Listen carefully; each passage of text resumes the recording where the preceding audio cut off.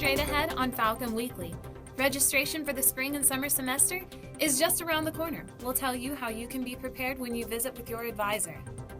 Plus, the TSA is making changes to their policy regarding gender identification. Find out who will be impacted by the changes. Have soda drinkers finally had enough?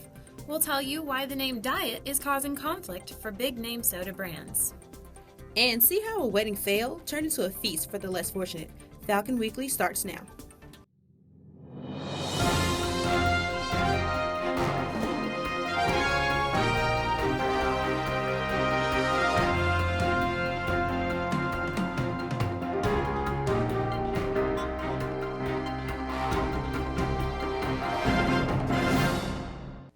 Hello and welcome to Falcon Weekly.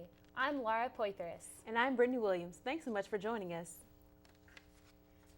Topping campus news this week, the spring and summer schedule for 2016 will be available viewing on Banner.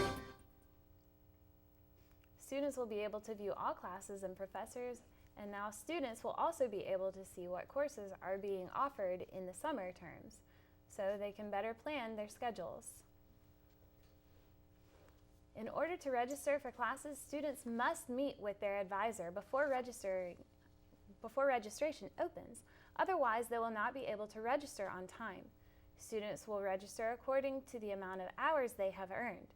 Registration opens November 2nd at 7 a.m. for graduate students, November 4th for seniors with 90 or more hours, November 6th for juniors with 60 to 89 hours, November 10th for sophomores with 30 to 59 hours, and November 12th for freshmen with less than 30 hours.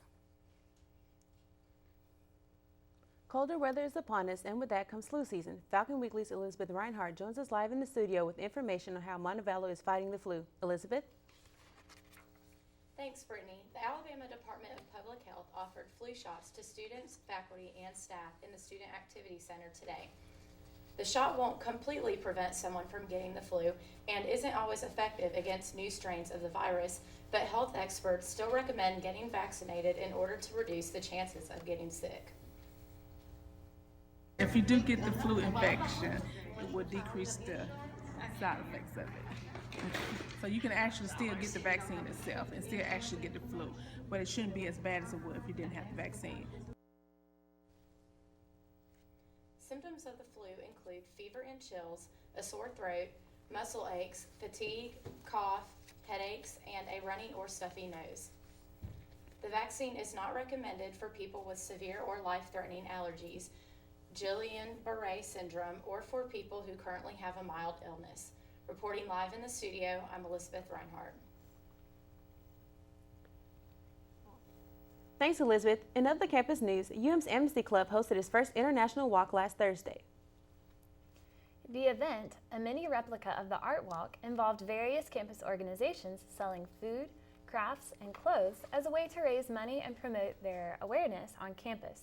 The groups also displayed trifold boards explaining how their organizations promote cultural diversity on campus. Some students got a chance to ease the pressures of midterm week with puppies last Tuesday. The UM Counseling Center invited Hand and Paw to bring their pups and let students pet their stress away. Hand and Paw usually visits during finals, but the Counseling Center has received student feedback suggesting a visit would also benefit students during midterms. Hand and Paw Barbara Blair says the pets seem to help students stay focused for exams. There's a lot of research that shows that animal-assisted therapy reduces your blood pressure and calms you. Pups Molly and Cody have visited Montevallo multiple times. This time they brought photos up of themselves for students to keep. The pups are scheduled to return to campus during finals week. In this week's political news, the road to the White House passed through Alabama over the weekend, and Hillary Clinton is speaking out against the Alabama legislature for the state's decision to close 31 driver's license offices and require a photo ID to vote. The Democratic presidential candidate spoke at the Alabama Democratic Conference's convention in Hoover Saturday. Clinton called the state's plan a blast from the Jim Crow past. 50 years after Rosa Parks sat and Dr. Martin Luther King Jr. marched and John Lewis bled, it is hard to believe that we are back having this same debate about whether or not every American American gets a chance to vote and exercise his rights. Clinton told the crowd that as president, she would push for automatic voter registration for all Americans and a new national standard of at least 20 days of early in-person voting in every state. Dr. Ben Carson has filed to be on Alabama's Republican presidential primary ballot in March. The former surgeon raised $10,000 for the filing fee. Alabama will send a total of 50 delegates to the 2016 Republican National Convention. Of those, 47 will be decided by Alabama voters at next year's primary. Fellow Republican candidates Donald Trump and Jeb Bush are going back and forth about security and 9/11, while Democrats are waiting to see if Vice President Joe Biden gets in or stays out of the race. Meanwhile, as Emily Schmidt reports from Washington, a new poll shows how voters think the race for the White House is shaping up. With a few notes and pictures, Jeb Bush's latest campaign ad backs up what the candidate says about Donald Trump. Across the spectrum of foreign policy, Mr. Trump talks about things that as though he's still on The Apprentice. Bush weighed in after Trump's comments turned political and personal. Trump said 9/11 was partially Jeb's brother George W. Bush's fault. He said we were safe. Well, the fact is we had the worst attack in the history of our country during his reign.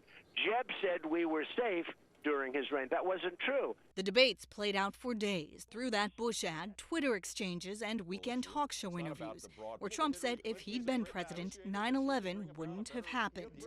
While Trump still leads the GOP pack, a new CNN ORC poll shows him trailing Hillary Clinton in a hypothetical matchup. Clinton gets 50% support, Trump 45%. The poll also shows that when just Democrats are asked about their candidates, Hillary Clinton gets more support than last month with 45%, though closest rival Bernie Sanders does too with 29%. The wild card remains Vice President Joe Biden, who hasn't said if he's running. When the CNN ORC poll asked if he should, fewer say yes today than in August. If Biden stays out of the race, Clinton's lead over Sanders grows. Biden has 2 events scheduled Monday where the announcement watch will continue. In Washington, I'm Emily Schmidt reporting. The next presidential Republican debate will be on Wednesday, October 28th at 7 p.m. on CNBC. The Democratic debate will be on Saturday, November 14th on CBS. The time has not been announced.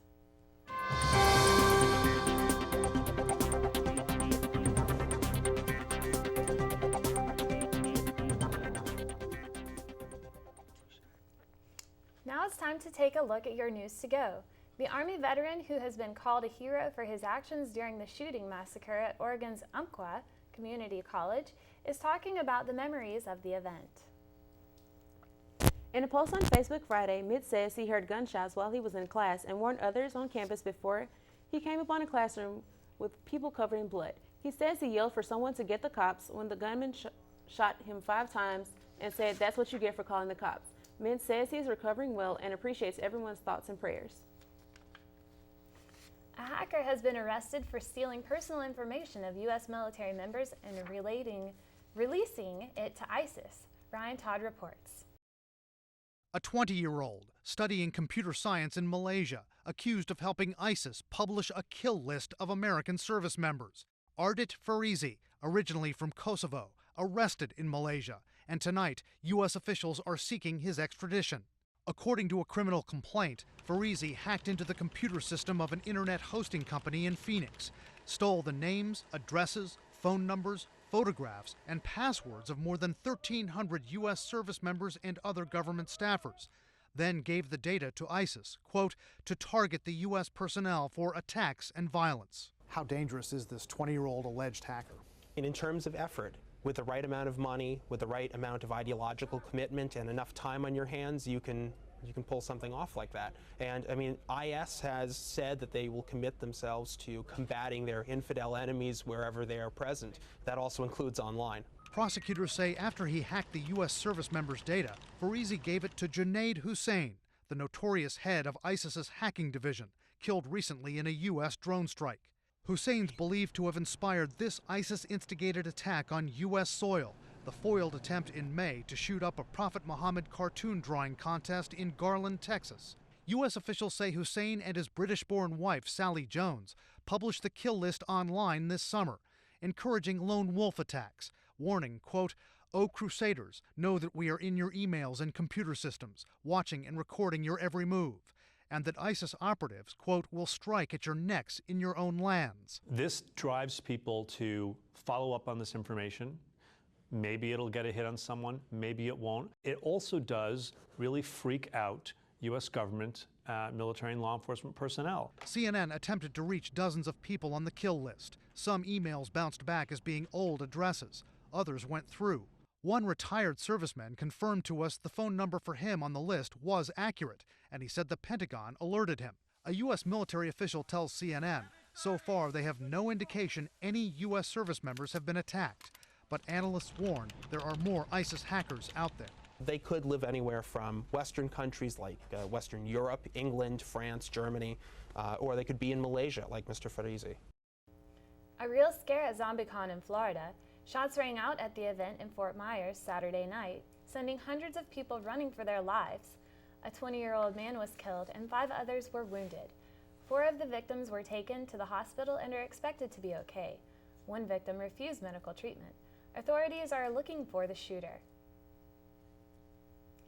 6 construction workers are lucky to be alive after the scaffolding they were on collapsed Friday in Houston, Texas.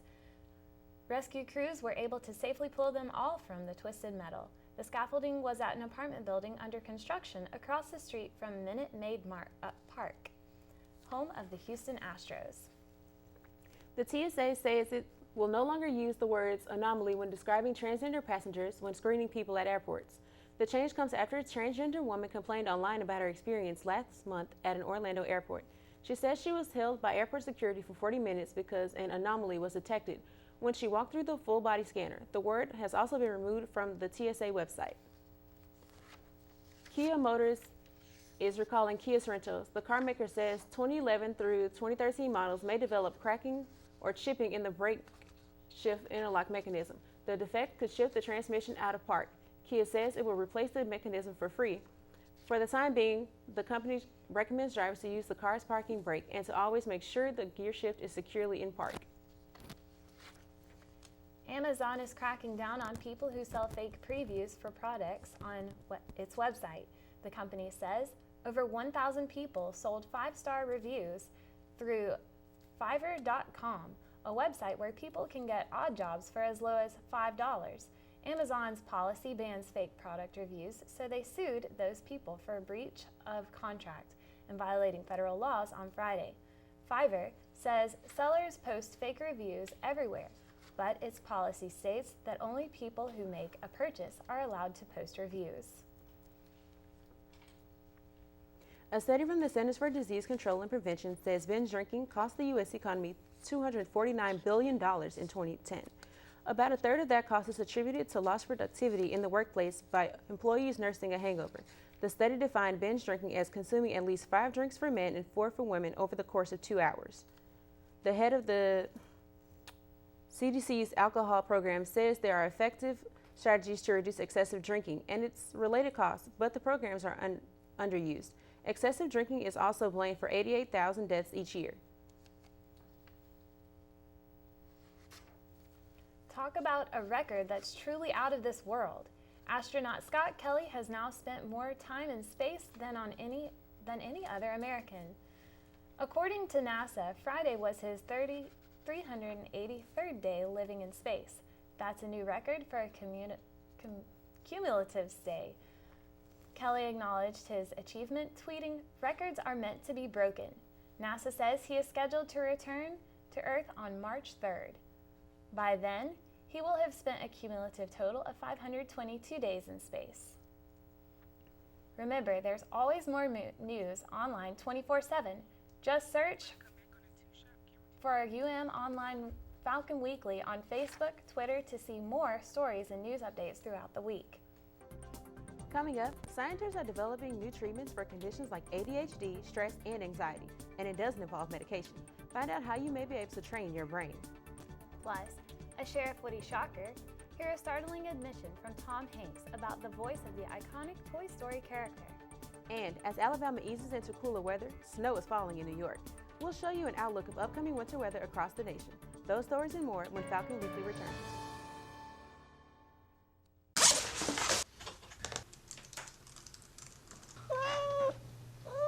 Hey.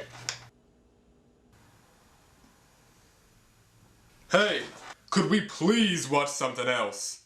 Well, what do you want to watch? The Montevallo For You YouTube channel. Look at all those videos. You can watch it any time of the day from anywhere. Cat videos are still better. Preposterous! You want to feel connected, informed, included on every screen in your life. We are broadcasters, always here for you, wherever here may be. Text Washington. Tell them local stations matter.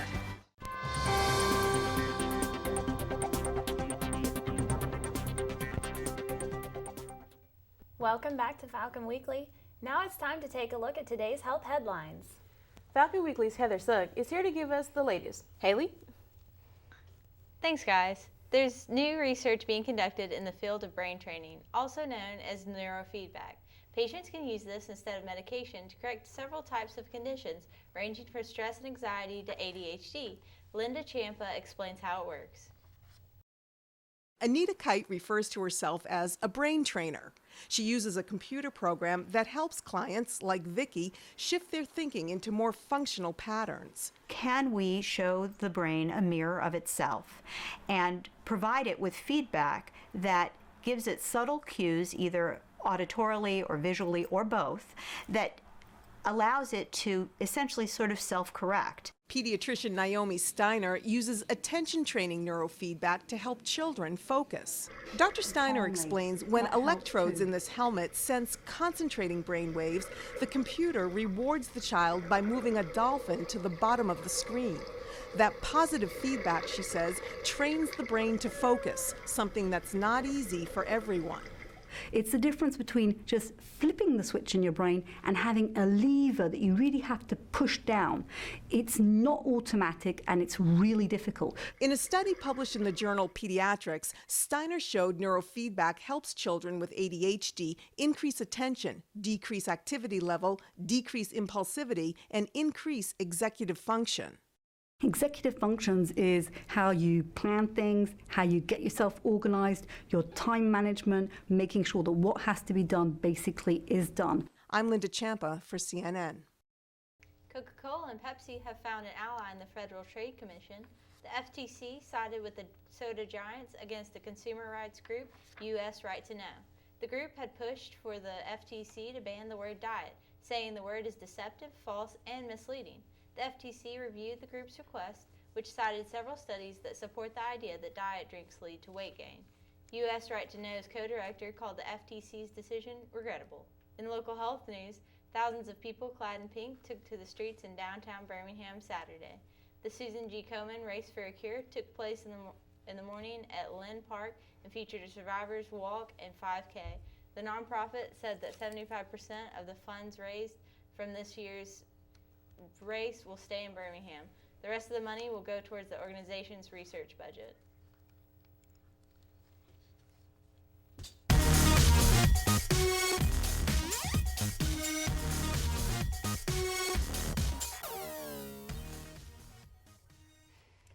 And now it's time to talk about the stories that got us talking. Buzz anchor Courtney Stroop joins us for the Buzz. What have you got for us today, Courtney? Thanks, guys. First up, if you're looking for a new way to pay for college, you might just find the answer at Starbucks.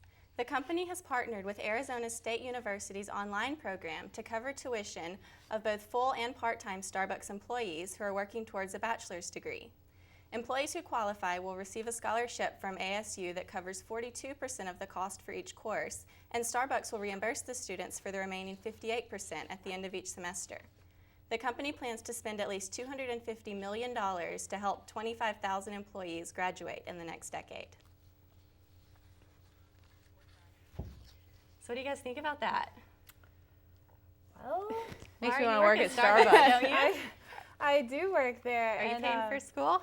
Yes, I'm paying for school. Starbucks is not paying for my school, so it's kind of a hot topic for me. It is just ASU though. Yes, they did it was about May this year. They really started integrating that. So I can see how it would be good for some people, but if they wanted to start at ASU, but there was nothing for employees who had already been in school for 2, 3, 4, 5 years. Maybe we should get that started with Yeah, Montevallo. yeah. I'll get a job right away. I like the idea, though. It's a good idea. Yeah. Invest in the people in your company. Yeah. It just Yeah, needs that's to be great. for other schools, not just one. Awesome. Well, next, when a groom in Sacramento decided to call off his wedding, the bride's family found a way to put all of the unused food to good use. Tom Miller shows us how a heartbreaking situation turned into a night that they'll never forget. The tables are set, food hot out the oven, and one by one the guests arrive. These aren't the men, women, and children the Duane family originally planned to host, but they're happy to do it nonetheless. When I found out on Monday that the wedding would not be taking place, it just seemed like, of course, this would be something that we would do to give back. Earlier in the week, the would-be groom got cold feet and called off the wedding. Rather than cancel the $35,000 outing, the bride's family invited the city's homeless for a once-in-a-lifetime meal at one of Sacramento's finest hotels. I think it's very generous, actually, to lose out on something so important to yourself and then give it to someone else is like really giving. Many came with their families, giving their kids a rare night out. When you're going through a hard time and a struggle, for you to get out to do something different and with your family, you know, it was really a blessing. The food is similar to what you'd find at the hotel's 4-star restaurant Grange. There's salad, cauliflower, gnocchi, salmon, even tri-tip. There's plenty to go around. 120 people were invited to the wedding before it got canceled. This is not coming out of our kitchen. We love our Chef Leo, but he wouldn't be preparing nothing like this. While full stomachs and smiles are everywhere, the night is still painful for the Duanes. Their 27-year-old daughter chose to stay home. I feel a lot of heartache and heartbreak for her, but I will take away something really good from this. I will. Turning a night that was supposed to be about their family into one that takes care of others. In Sacramento, Tom Miller. So she says that I think the bride and her mother are actually going to take the honeymoon to Belize. Pretty awkward. Yeah. Definitely not what I would have wanted for my honeymoon trip, but I wouldn't have gone because I'd have been in jail. But but all those, I mean, all the Don't homeless commit people, crimes. like that was awesome that they were able to invite everyone and feed so many people. because I think in a lot of states it's a crime to feed homeless people, and so to be able to They invited them to the take banquet that- hall, yeah. that's You might as really well. incredible I mean, that they took that opportunity. You pay for the venue. They said $35,000. Yeah, use it for lot something. out, yeah. I mean, for a wedding. But at least it went to some good use. True, but I'd probably cry if I had to go on a honeymoon with my mom, though. Well, those of us that grew up watching Toy Story have come to know and love Tom Hanks as the voice of its central character, Woody. But now it seems that we have all been lied to. As it turns out, while Tom was the voice of the character in the actual movies, his brother Jim would often supply the voice of Woody in toys and games when Tom was too busy.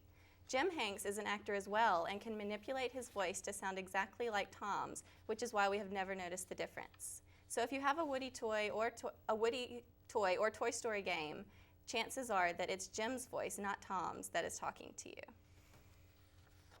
Do you guys feel cheated? I feel deceived. It was a great piece of my childhood they ruined. Honestly, I didn't know there was a Jim Hanks. That he's like true. And so, like, if I was Jim, I don't even know how I'd feel about that if I was him, because it's like, okay, my brother's getting all the fame, and he's probably used to it though. You know, Yeah, it's Tom true. Hanks. True It's enough. probably just like, okay. But true. they could have kept that secret and not like ruin my Right? childhood, though. I feel so deceived. You know. Next, this is a criminal even Sheriff Woody could have caught. Justin Tobley learned the hard way that Facebook may not be the best place to share your prison escape story. Victor Puente reports. This video was taken last Friday when police say Talby ran from the Breathitt County Courthouse.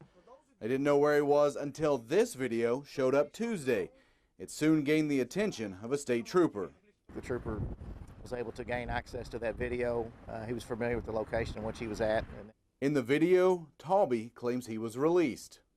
Now, as you know, that on 10/9/2015, which was this past Friday, I was released from the Breathitt County Judicial Center on a ROR bond. The trooper knew the man who posted the video and arrested Talby at his home a few hours later. He asked if someone had turned him in, and the trooper advised that the reason that he was able to locate him is because of the video that he posted on Facebook. And once the trooper told him that, he didn't believe him. They say Talby didn't offer any resistance, but did seem surprised at how law enforcement had found him. To my knowledge, it's the first time we've been able to, I guess, locate somebody and pinpoint him through a video that they've actually posted instead of just posting a location. Can you guys believe this? Like, he posted saying he got out, and then the cops immediately saw it and came to get him at his house. It's almost like that story of that girl who she posted the selfie of her on that sea turtle a while back, and then you wonder why you get caught. Stupid. I think he even actually asked when they arrested him. He was like, "Who ratted me out?" And like you told us on social media. Like, you set yourself up, like the chick with Periscope. You told the world you were drunk driving. Like, I think we should learn by now. Like, if you put it on the internet, it's gonna get you into trouble, especially if you escape from prison. Yeah, don't announce that one. Right. Well, Santa Claus can now add a new job to his resume: politician. He was sworn into the North Pole City Council in Alaska today. Santa Claus, yes, that's his legally changed name, was not initially on the ballot, but enough voters added him as a write-in that he actually won. Claus has previously worked as a park ranger and former law enforcement administrator. He also advocated the passage of Aaron's Law in Alaska, requiring public schools to put in place prevention-based sex abuse programs. Now Claus says he's excited to start his new job and hopes his new position will be beneficial to the community, especially for the children. Would you guys have voted for Santa Claus?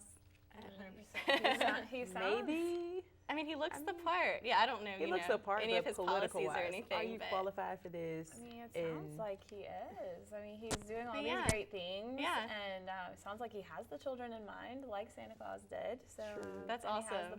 That he is actually Santa Claus and it is actually the North Pole. I mean, as long as he doesn't start making toys from there, we'll be okay. True. Now it's time for a check on our Montevallo forecast. Falcon Weekly's Matthew Haskins joins us with a look at this week's weather. Matthew? The Climate Prediction Center has released their winter outlook for the 2015-2016 season. As you can see from the graphic beside me, we're more likely to experience some more wetter and cooler temperatures for this winter due to the strong El Nino this year. An early season of snowfall shocked residents of central New York this morning as some areas got up to 9 inches of snow. The snow, however, is not expected to extend into the week as forecasters predict a return to more traditional fall weather. Floodwaters unleashed by slow-moving Typhoon Kopu have ravaged more towns in northern Philippines. Typhoon Kopu has killed 3 people. Around 20,000 have been forced to leave their homes. Widespread flooding and landslides are complicating rescue efforts, and as the storm is forecast is to stay in the region at least for a few more days. More than 100 drivers were trapped inside their cars after severe flooding and thunderstorms hit communities of northern Los Angeles last Thursday, which caused a muddy dilemma.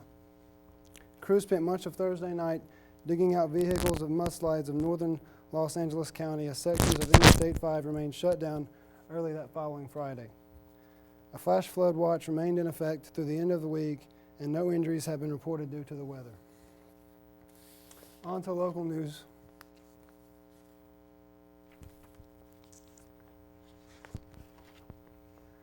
On the local news, you see on Tuesday we'll have a high of 78, low of 49. Wednesday, we're going to see a high of 79 and a low of 51. Thursday, not much change. There's a high of 79, low of 54.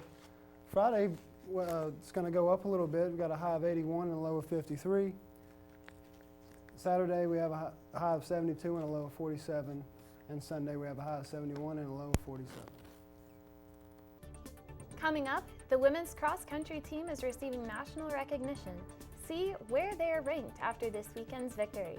And Back to the Future made a prediction that is close to coming true. See how it might make one baseball team forget about the past. Sports is next.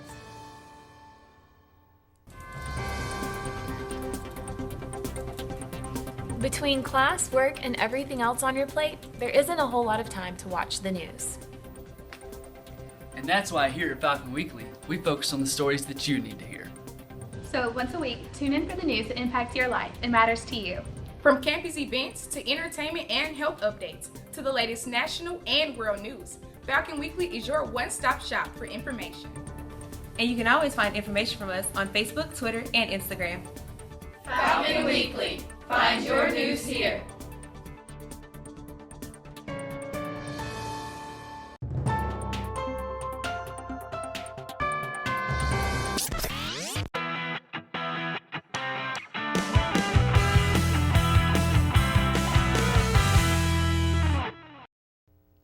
Welcome back to Falcon Weekly. I'm Austin Gates with a look at this week's sports. Volleyball improved their record over the weekend with two big conference wins. The weekend began with the Falcons hosting UNC Pembroke Braves, and the Falcons came out on top with a 3-0 victory. The volleyball team ended their weekend with a tough 5-set victory over the Francis Marion Patriots. The Falcons were down 2-1 when they stormed back, winning the last 2 sets and taking the conference win. Sophomore Christy Bohan led the team in kills in both matches with 10 against Pembroke and 20 versus Francis Marion. The women's cross-country team is ranked number 19 nationally following their division win at last weekend's Crimson Classic. The ranking is the highest in program history and marks the 5th week that the Falcons have been ranked in the national poll. The Falcons remain the top-ranked team in the Division II Southeast poll. Men's soccer team had to settle for a draw after the double overtime game this weekend. Montevallo scored first and took a 1-0 lead into halftime until Aiken evened the score in the second half and pushed the game into 2 overtimes, where both teams were held scoreless. The women's soccer team took a 1-goal loss to USC Aiken this weekend. All goals were scored in the second half, and Aiken took a 2-1 win victory from the Falcons. The Montevallo Falcons baseball team was in action last week, gearing up for fall practice. The season does not start until January, but Coach Chandler Rose said that the fall is where the team will decide who they want to be.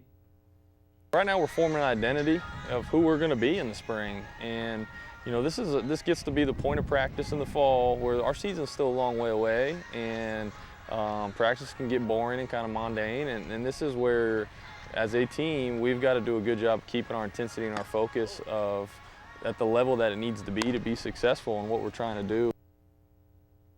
The baseball team will start their season next semester, and the Falcons are ending the fall season on a good note. Only time will tell, as the real season begins January 29th, as they travel down to the Panhandle to take on St. Leo into a 3-game set. This week in college football, Auburn traveled to Lexington, Kentucky last Thursday to play the Kentucky Wildcats. The Tigers started strong, taking a 12-point lead in the halftime, but Kentucky came out powerfully in the second half, cutting the lead to 3. Auburn was able to hold on, stopping the Wildcats on a critical 4th down to win the game. And defense was the story in College Station, Texas this weekend, as the Alabama Crimson Tide went on the road to play the Texas A&M Aggies Saturday. The Tide made a statement, returning 3 interceptions for touchdowns, and Derrick Henry improved his Heisman candidacy, running for a career-high 236 yards in a 41-23 win for the Tide. The Chicago Cubs are playing in the National League Championship Series for the first time in 12 years. They're growing closer to ending the longest championship drought for any franchise in sports. But that is not the reason some people are excited for the Cubs. The popular Back to the Future trilogy predicted that the Cubs would win the World Series in 2015, all the way back in 1989. If the prediction proves true, it would end a 107-year wait for the championship for the Cubs fans. The Mets are the only team between them and made their first World Series appearance in 70 years. So what do you guys think about that? Well, Back to the Future could come true. I mean, that's pretty impressive. Very brilliant on the director's part. Script writing is I did see something the other day where the director is actually a St. Louis Cardinals fan. So he's a rival fan and predicted the Cubs would win. It'll be pretty interesting if it happens, though. Yeah, they're not playing too well right now. They're down, I think, either 1-0 to nothing or 2-0 to none on the Mets. They're down 2 games. So they'll have to come back, and so we'll see. I don't know. His predictions were not right about a few things, so. Yeah. I mean, I still want my hoverboard, so. That is true. And the flying car. Yeah, flying car would be nice, too. Well, that's all the time that we have for this week's show. Thank you so much for joining us. For more UM news from MassCom student reporters, be sure to check out the Falcon News Network blog. The The web address is on your screen. We'll see you again next week.